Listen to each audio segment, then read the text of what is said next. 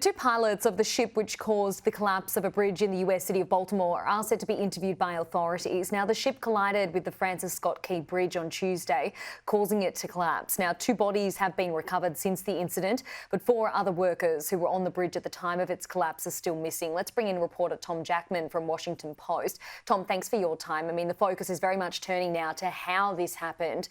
Reports the ship was using dirty fuel, but a full investigation could take years. What's the latest? It shouldn't take years. It shouldn't take that long to figure out whether that fuel was contaminated and whether that was the cause. I mean, I was talking to this guy today has been talking to the pilot who said that, both the engine and the generator went out. Two things. That's a lot. And would the contaminated fuel do that by its own? Maybe. But that shouldn't take too long to figure out. I think they ought to be able to get at the cause of this fairly quickly. Is using dirty fuel or contaminated fuel something that the wider marine industry is doing? Not intentionally, but it's talked about that, the oil industry likes to use every last byproduct to try to, make more money. And so their worst of their fuel sometimes gets shunted off to the, to the freight industry, the commercial industry. And there are people trying to stop that, and it does cause damage. It can cause bad things to happen, but we don't know if it happened here yet. Tom, I mean, just seeing those pictures on the screen now, the cleanup mission is going to be enormous, and I guess will cost the port of Baltimore billions of dollars. I can imagine it's a scramble right now among ports along the eastern seaboard to keep products moving, though. I've talked to some people who said that shouldn't be that big of a problem, and that Baltimore, size-wise, is not one of the biggest ports on the East Coast. There's another one in Virginia that has already starting to take a lot of ships. New York is, just to our north, and Philadelphia is a giant port.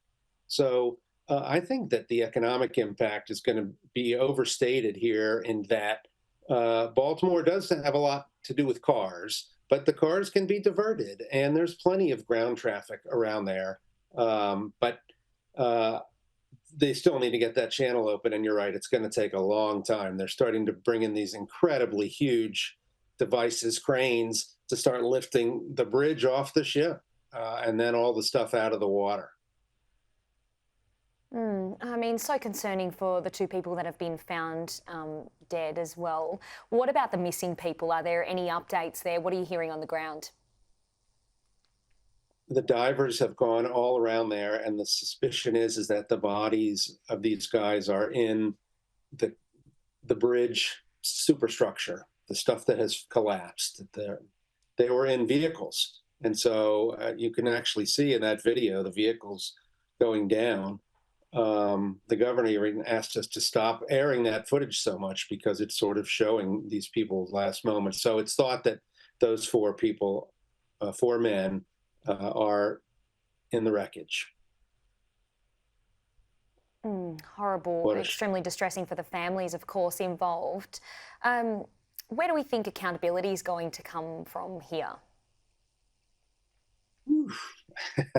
Financially or morally? I mean, whose fault is it, or who's going to pay for it? Whose fault is it? Is it going to be the fuel fault? Is it going to be the shipping company? Is it the owner of the ship? There are weird laws in America about the owners of the cargo have liability.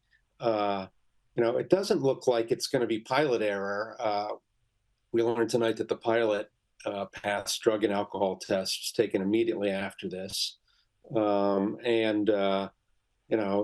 That ship lost power, and he tried his darndest to try to stop it. He, screamed out to put the anchor down and to turn it hard left. And he's the one that sent out the call that got the bridge closed, that kept the cars from going over it. It would have been a major, major death toll if he hadn't done that. So, there's still a lot to be figured out there. Indeed, there is. Tom Jackman, thank you for your time today. Take care. Sure.